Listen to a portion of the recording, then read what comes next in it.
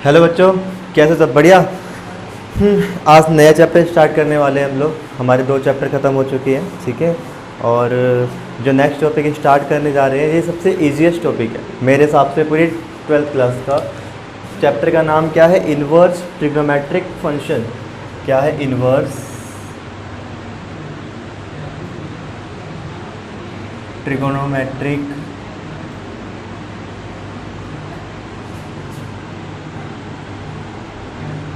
Matric function. और मेरे को नहीं लगता इससे इजी कोई चैप्टर आपका होगा, ठीक है। इससे इजी चैप्टर आपका होगा भी नहीं कोई। चलो समझते हैं क्या है। अच्छा, फंक्शंस क्या होते हैं? फंक्शन आपको याद है? आपको क्लास 11th के अंदर सिखाया गया था कि फंक्शन किसे बोलते हैं। फंक्शन बोलते हैं कि x की मतलब x की एक वैल्यू पुट करने पर, ठीक है, हमें 2 वैल्यू ना मिले, है ना। तो वी कैन नॉट हैव, ये बोल दो, we can not have 2 different value, 2 different value of y।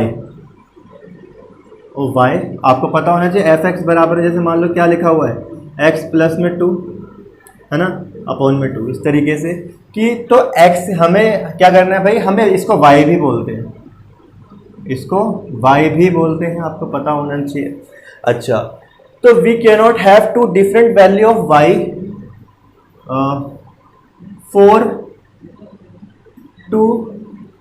For one value of x, ठीक है। कहने का मेरा मतलब क्या है कि जैसे मान लो मैंने x, इसमें मैंने x1 पुट किया, मैंने 1 पुट किया, x1 प्लस में क्या आ जाएगा 2 अपॉन में 2, कितना आएगा ये 3 अपॉन में 2। फिर मैंने क्या पुट किया, 1 पुट किया और कुछ दोबारा मेरे को और कोई दूसरा नंबर मिल जाए, जैसे मान लो 5/2 मिल जाए। ऐसा हो सकता है कभी? नहीं हो सकता। तो ये फंक्शन होता है। फंक्शन का मतलब क्या है कि जब हम एक वैल्यू रखें, है ना, और हमें 2 डिफरेंट वैल्यू मिले, तो ये हमारा फंक्शन नहीं होता, फंक्शन नहीं होता। लेकिन हाँ, ये हो सकता है कि 2 डिफरेंट वैल्यू रखने पर एक सेम वैल्यू मिल जाए, एक सेम वैल्यू मिल जाए।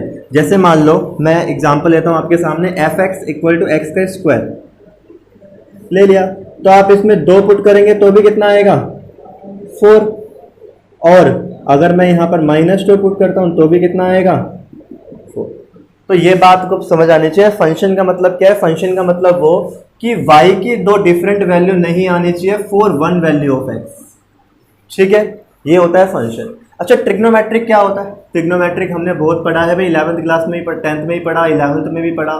तो ट्रिग्नोमेट्रिक रेशियो पढ़ा था हमने, है ना। ट्रिग्नोमेट्रिक रेशियो समझ लो या फिर फंक्शन समझ लो, है ना। रेशियो से समझ लो, ज़्यादा बढ़िया रहेगा, ज़्यादा ईजी आपके लिए। तो क्या क्या पढ़ा था आपने? साइन थीटा पढ़ा था, कोस थीटा पढ़ा था, टेन थीटा पढ़ा था, है ना। तो सेक थीटा पढ़ा था, और क्या पढ़ा था हमने? कोसेक थीटा पढ़ा था, और हमने पढ़ा था कोट थीटा पढ़ा था। ये सारे क्या थे? यही तो हमारे ट्रिग्नोमेट्रिक फंक्शन थे भाई, आपको याद होना चाहिए। आपने 9th क्लास के अंदर इसी को तो बोला था ट्रिग्नोमेट्रिक फंक्शन, ठीक है। फिर इसकी प्रॉपर्टीज वगैरह पढ़ी थी हम लोगों ने। अच्छा, अब क्या करें? अब करते हैं स्टार्ट आगे के टॉपिक। अब आते हैं इन्वर्स पे। इन्वर्स क्या होता है? इन्वर्स का मतलब होता है उसका उल्टा, ठीक है, उसका उल्टा। तो किसी भी फंक्शन का इन्वर्स निकालने से पहले हमें चेक करना होता है, चेक करना होता है क्या चीज? कि वो इन्वर्टेबल है या नहीं है, इन्वर्टेबल है या नहीं। चलो ठीक है, करते हैं स्टार्ट। अब इन्वर्टिबल क्या चेक करते हैं? इन्वर्टिबल चेक किया जाता है बेटा, हम चेक करते हैं बाइजेक्टिव है या नहीं है, बाइजेक्टिव। अब बाइजेक्टिव कहाँ मिलेगा? बाइजेक्टिव मिलेगा हमें फर्स्ट चैप्टर के अंदर। अब फर्स्ट चैप्टर क्यों नहीं करवा रहे भाई? आपको बता दूं कि ये आपके सिलेबस से हट चुका है। इन्वर्टिबल का जो लॉजिक था ना, ये आपके सिलेबस से क्या हो चुका है भाई? हट चुका है। अभी जो 30% हमारा सिलेबस कम हुआ है ना, उसमें ये इन्वर्टिबल हट गया। ठीक है। अच्छा, लेकिन भाई अब इसको आप मुझे देखो, मैं आप चाहूँ तो आपको सीधा टेबल याद करा सकता हूँ, मैं आपको सीधा टेबल याद करा दूँ, बोल दूँ कि भाई साइन इनवर्स की रेंज ये होती है, कोस इनवर्स की रेंज ये होती है, टेन इनवर्स की रेंज होती है, लेकिन मैं आपको याद नहीं करवाना, मैं आपको ये सीधा रटवाना नहीं चाहता, मैं आपको समझना चाहता हूँ ये हुआ कैसे है कैसे। ठीक है, देखो बाइजेक्टिव का मतलब होता है, बाइजेक्टिव का मतलब होता है कि जैसे मान लो मेरे सामने क्या है, एक फंक्शन है, ये एक फंक्शन है, ये एक मैंने फंक्शन ले लिया 3 4 5 6, तो मतलब एक वैल्यू रखी, दो वैल्यू रखी, तीन वैल्यू रखी, मतलब यहां पर भी हर किसी की इमेज बन रही हो और यहां पर भी हर किसी की इमेज बन रही हो और वन इमेज बन रही हो। कितनी इमेज बन रही हो? वन। मतलब वन की भी एक इमेज बन रही हो, टू की भी एक, थ्री की भी एक, फोर की भी एक, और इधर की तरफ से भी एक एक इमेज ही बन रही हो। इसे बोलते हैं वन वन। जब हमारे इसमें से डोमेन में से एक रेंज आ रही हो, फिर रेंज से डोमेन देखते हैं ना, तो क्या होगा भाई, तो हमारा इसे बोलते हैं ऑन टू। तो वन वन प्लस में ऑन टू हो जाता है, तो क्या होता है, वो बाइजेक्टिव होता है। चलो इसके बारे में आप ज्यादा बात नहीं करते, जब फर्स्ट चैप्टर आएगा ना तब मैं आपको ढंग से समझाऊंगा बाइजेक्टिव के बारे में। ठीक है, तो बाइजेक्टिव का मतलब ये समझ लो आप खाली कि मैंने एक्स की दो वैल्यू रखी, मैंने एफ एक्स वन रखा, ठीक है, और मैंने एफ एक्स टू रखा, ये दोनों इक्वल आ गए।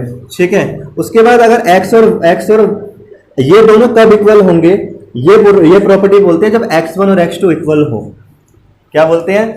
अगर फंक्शन की वैल्यू मैंने निकाली और ये दोनों इक्वल है, f x1 निकाला, f x2 निकाला, ठीक है, ये दोनों इक्वल है, तो ये कब होंगे? जब ये दोनों इक्वल होंगे, x1 x2। लेकिन अगर ये इक्वल नहीं है तो बाइजेक्टिव नहीं रहेगा। ठीक है, चलो अब स्टार्ट करते हैं हम थोड़ी सी साइन के बारे में। तो इसको नोट कर लो बेटा, ये बहुत काम की चीज़ है बाइजेक्टिव के बारे में, ये वाली बात कि x की दो वैल्यू रखने पर दोनों सेम आ रहे हैं तो दोनों इक्वल होने चाहिए। इक्वल नहीं होंगे तो ये क्या होगा भाई, हमारा बाइजेक्टिव नहीं रहेगा। तो मैं रब कर रहा हूँ इसको नोट करना है तो नोट कर लेना बेटा। अब सुनो मेरी बात।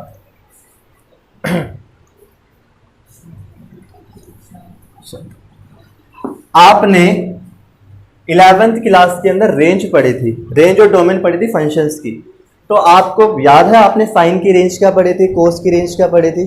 चलो मैं आपको याद दिलाता हूं। साइन,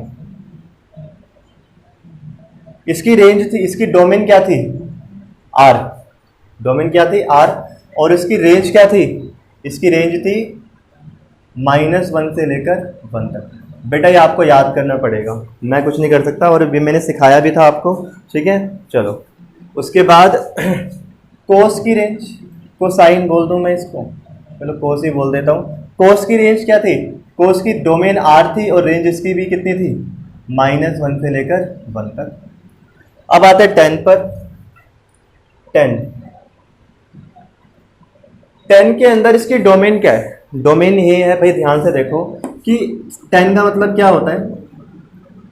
10x लिखा मैंने तो क्या होता है? साइन एक्स अपॉन में कोस एक्स। मतलब इसकी डोमेन सब और रियल नंबर है एक्सेप्ट क्या है? जहां पर कोस एक्स क्या होता है? 0 होता है। मेरी बात समझना, जहां पर कोस एक्स हमारा 0 हो जाएगा वो क्या हो जाएगी? इसकी रेंज, इसकी डोमेन से बाहर हो जाएगी। तो कोस एक्स 0 किस पे होता है? कोस एक्स 0 होता है, आपको याद हो तो मैंने एक चीज बताई थी, इस वाली एक्सिस पे साइन एक्स 0 होता है हमेशा, और इस वाली एक्सिस पे क्या 0 होता है भाई? कोस एक्स 0 होता है। तो इसका मतलब ये समझते हैं हम लोग कि ये वाली लाइन पर एंगल कौन कौन से आते हैं? इस पे आते हैं π/2, 3π/2, 5π/2, ठीक है, 7π/2। वो इस एक्सिस पर आते हैं, वाई एक्सिस पे आते हैं। तो वाई एक्सिस का क्या होगा? मतलब रियल नंबर है, माइनस से कर दूं, माइनस कर देता हूं, चलो, x such that x equal to क्या है भाई? 2n प्लस में 1 π/2, और यहां पर बोल दो where n belongs to z। ठीक है, ये इसकी डोमेन हो गई। इसकी रेंज क्या होगी? इसकी रेंज आप दिमाग लगाओ खुद ही, क्या क्या रेंज हो सकती है इसकी? इसकी रेंज होगी भाई, क्या क्या आ सकता है? -∞ से लेकर इन्फिनिटी। आपको याद होगा -∞ से लेकर इन्फिनिटी मतलब रियल नंबर, कुछ भी आ सकता है ना भाई, -∞ से लेकर इन्फिनिटी तक कुछ भी आ सकता है। उसके बाद सेक आर, भाई इसकी भी क्या हो सकती है, रियल नंबर कुछ भी पुट कर सकता हूँ, लेकिन एक चीज़ नहीं पुट कर सकता, सेक इक्वल टू कितना आएगा, 1 में कोस, क्या आएगा 1 में कोस, और 1 में कोस जहाँ जहाँ पर कोस 0, तो नॉर्मल सी बात है, सेम यही बात आ जाएगी, x such that equal to 2n plus में 1 π/2 where n belongs to z। अच्छा, अब इसकी रेंज कितनी आएगी, इसकी रेंज होती है भाई रियल नंबर कुछ भी आ सकता है, लेकिन क्या नहीं आ सकता, -1 से लेकर 1 नहीं आ सकता, 1 से लेकर -1 नहीं आ सकता, ठीक है। अच्छा, इसके बाद कोसेक क्या होगी, real number x such that x equal to, अच्छा कोसेक का मतलब क्या हो गया, कोसेक का मतलब हो गया 1 में साइन। बेटा मैं आपको बताऊं, ये आपको 11th क्लास में याद करना था, 11th क्लास में आपको करवाया भी क्या होगा, आपने ध्यान नहीं दिया होगा, ठीक है। और दूसरी बात, अभी इसको समझ लो ढंग से, ठीक है। अभी लेकिन ये चैप्टर बहुत ईजी है, मैं आपको बताऊं बहुत ज़्यादा ईजी चैप्टर है, मैं चाहूँ तो आपको सीधा टेबल से याद करा के मैं आपको बोल सकता हूँ करना स्टार्ट कर दो, नहीं, लेकिन मैं इसका ना इंट्रो लेना चाहता हूँ बट ढंग से, कि जब आप क्वेश्चन करने बैठो ना आपको हर चीज़ आती हो, ठीक है। तो ये क्या होगा, x इक्वल टू n पाई, क्या हो जाएगा n पाई। पता है आपको n पाई का मतलब क्या होता है, ये होती है हमारी एक्सिस, तो इस एक्सिस पे साइन क्या होता है, 0 होता है, और यहाँ पर लिख दो where n belongs to z, और इसका भी क्या होगा, सेम रियल नंबर, माइनस में क्या होगा, ये आ जाएगा, ठीक है। इसके बाद आते हैं कोट पर, कोट के अंदर भी क्या होगा, कोट रियल नंबर, और ये क्या आएगा x सच डेट x, और ये भी क्या आएगा n पाई, क्योंकि क्या होता है कोट होता है हमारा कोस अपॉन में साइन, है ना, और जहाँ जहाँ पर साइन 0 वहाँ पर ये नॉट डिफाइन, है ना, तो वो उसकी कोडोमेन नहीं हो सकती, तो n बिलोंग्स टू z। और इसका भी इसको जल्दी से नोट करो फास्ट, जल्दी से वीडियो पॉज करके नोट कर लो इसको, कि ये क्या था, रेंज, और ये डोमेन थी पहले वाली, और बाकी दूसरी वाली क्या थी, इसकी रेंज। रब कर रहा हूँ मैं इसको। अच्छा, अब समझते हैं इन्वर्स के बारे में। इन्वर्स क्या है, अच्छा इन्वर्स कहने का मतलब क्या है, कि वो बाइजेक्टिव होना चाहिए फंक्शन क्या होना चाहिए, बाइजेक्टिव होना चाहिए। सबसे पहले मैं साइन को लेता हूँ, साइन x, ठीक है, साइन का, या फिर बोल दूँ मैं inverse of sine, inverse of sine, या फिर आर्क ऑफ साइन भी बोलते हैं इसको, आर्क ऑफ साइन, ठीक है। अच्छा, सबसे पहले काम करते हैं, ग्राफ बनाते हैं।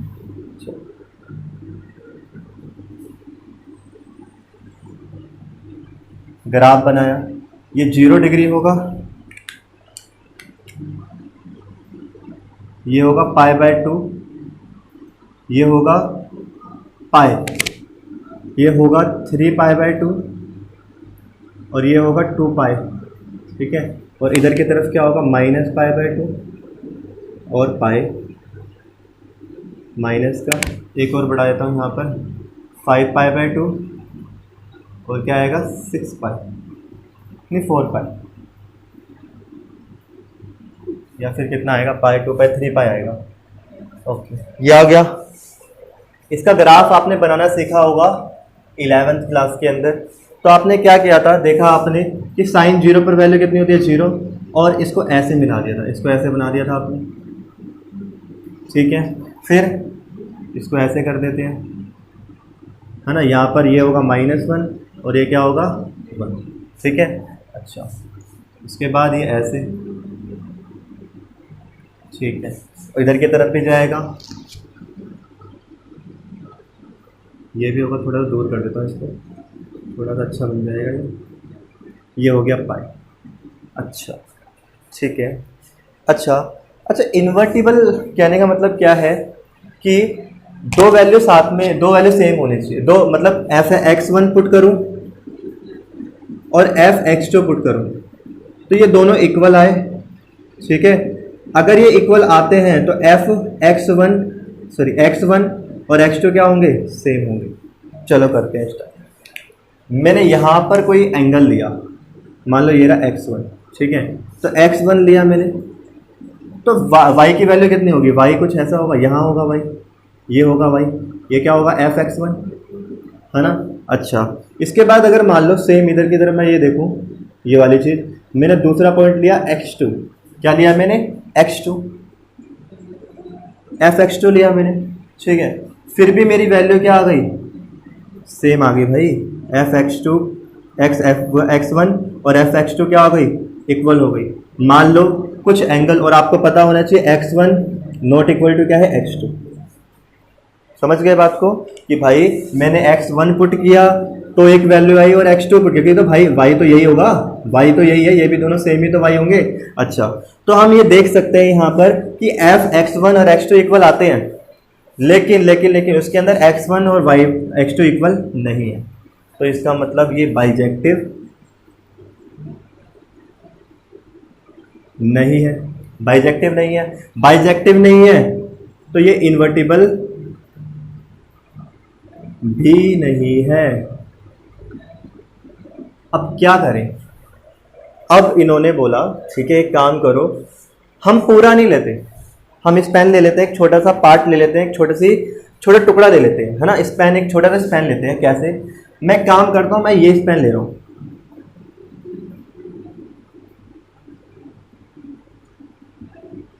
इस वाली चीज को एक बार नोट कर लेना पूरा, फिर इसको मैं रब कर रहा हूँ, इस वाली चीज को देखो, इसको मैंने रब कर रहा हूँ, इसको मैंने रब कर दिया, इसको इसको इसको इस वाले पॉइंट को सबको, इसे वीडियो पोस्ट करके एक बार नोट कर लेना पूरा, ठीक है। ओके, अब मैंने ये स्पैन ले लिया, इतना टुकड़ा ले लिया, पार्ट ले लिया, ठीक है, ये वाला। तो स्पैन मतलब होता है टुकड़ा, पार्ट, ठीक है। ये रेंज मैंने यहाँ तक की रेंज ली, चलो इतने यहाँ से लेकर यहाँ तक।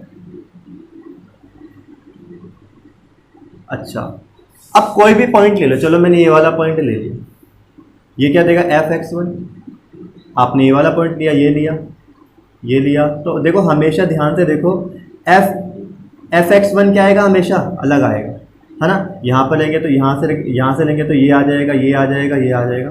तो हम ये देख सकते हैं कि अब की बार x की वैल्यू रखने पर हमेशा अलग x रखने पर अलग y मिल रहा है हमेशा, है ना। y हमेशा क्या मिल रहा है मेरे को, अलग अलग मिल रहा है। f(x1) पे y मुझे अलग मिल रहा है, f(x2) पर मेरे को y अलग मिल रहा है ना। ये बात आप देख सकते हैं, y मेरे को अलग अलग मिल रहा है हमेशा। तो अब यहां से यहां तक में तो ये बाइजेक्टिव हो गया, यहां से यहां तक में क्या हो गया, बाइजेक्टिव। तो इसका मतलब अब मैं देखो यहां पर कि बाइजेक्टिव हो गया, इसका मतलब sin x क्या है, इन्वर्टिबल है। कब इन्वर्टिबल है, कब, -π/2 से लेकर π/2 पर, और -π/2 से लेकर π/2, तो इसे बोल सकते हैं साइन इनवर्स, ठीक है।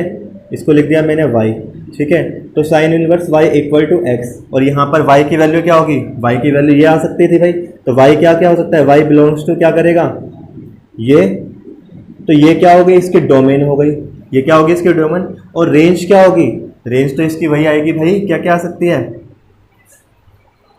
सॉरी y नहीं, सॉरी, इसकी डोमेन क्या हो गई, इसकी डोमेन हो गई भाई, इसकी डोमेन हो गई भाई हमारी -1 से लेकर 1, है ना। देखो हम 1 पुट करेंगे, अब नंबर पुट करेंगे ना, हम नंबर 1 पुट करेंगे तो आ जाएगा। उसके बाद इसकी रेंज क्या होगी, इसकी रेंज हो गई -π/2 से लेकर π/, मेरी बात समझो दोबारा, ठीक है। यहाँ से लेकर यहाँ तक ये क्या है, इन्वर्टिबल है, क्या है, इन्वर्टिबल है।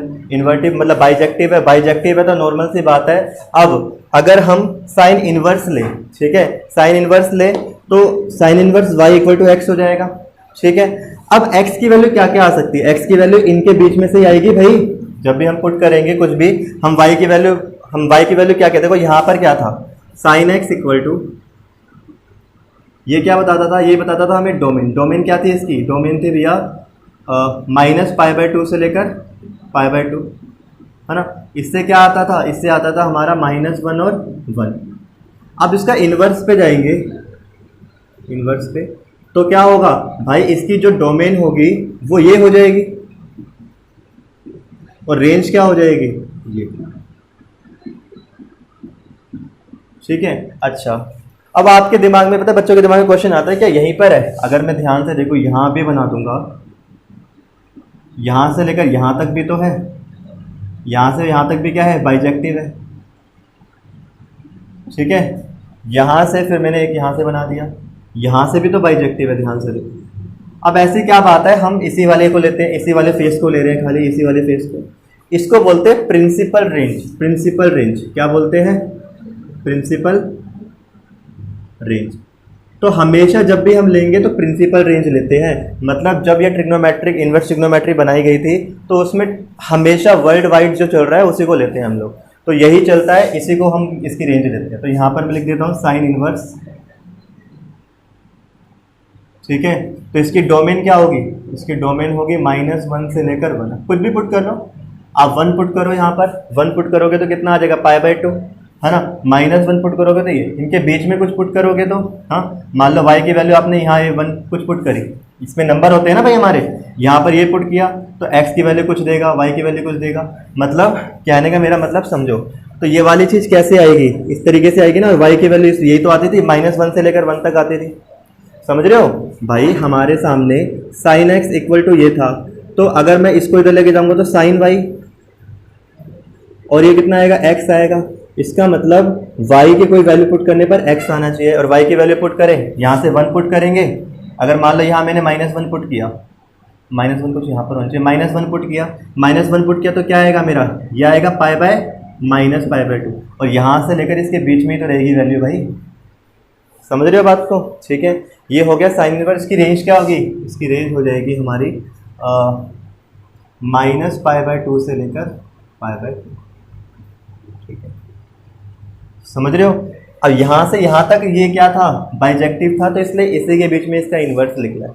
समझ गए बात को?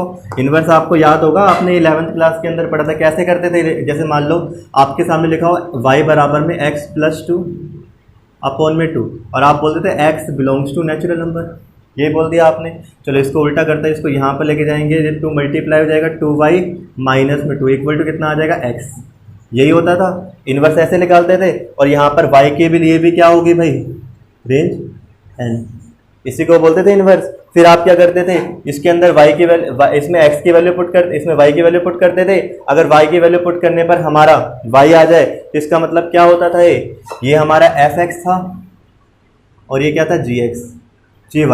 तो ये gy क्या होता था? fx का इन्वर्स होता था, ठीक है।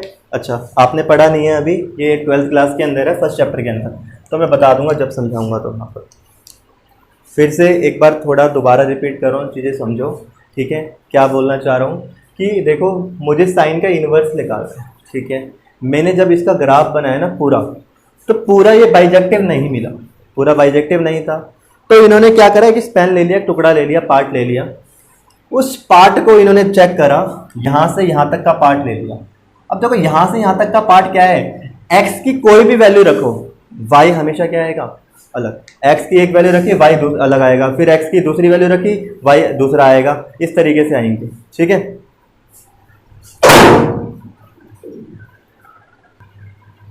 अच्छा, एक चीज और कि अगर मान लो आपका ग्राफ आए तो अब क्या इसका ग्राफ कैसे बनेगा? बेटा इसकी एक्सिस चेंज हो जाती है। अगर मैं साइन इनवर्स का ग्राफ बनाऊंगा तो इसकी एक्सिस चेंज हो जाती है। एक्सिस चेंज हो गई तो यहाँ पर ये आएगा 0, ये आ गया π/2, ये आ गया पाई, और ये क्या आ गया 3π/2। लेकिन ये सिलेबस में नहीं है, आउट ऑफ सिलेबस, ये आपके सिलेबस से हट चुका है, ठीक है, ध्यान रखना। ये कितना आएगा? π/2 माइनस का, और ये कितना आएगा? पाई। तो आप देखोगे यहाँ पर क्या चीज़, ये यहाँ पे 1 होगा, -1, और ये क्या होगा 1, और ये इसकी वैल्यू कैसे चलेगी? इस तरीके से चलेगी, देखो ध्यान से। तो यहाँ पर हमारा क्या आएगा? 2π होगा। तो अगर इसका ग्राफ बनाना चाहो तो इसका ग्राफ ऐसे बनता है भाई, ठीक है। ये हो गया साइन इनवर्स का ग्राफ। साइन इनवर्स y बोल लो, x बोल लो, जो मर्जी बोल, ठीक है भाई। ये साइन इनवर्स का ग्राफ हो गया, मतलब एक्सिस जो होती है ना वो चेंज हो जाती है। एक x होता है तो x वाली y बन जाएगी, y वाली x बन जाएगी, बस, ठीक है। ये हो गया हमारे सामने।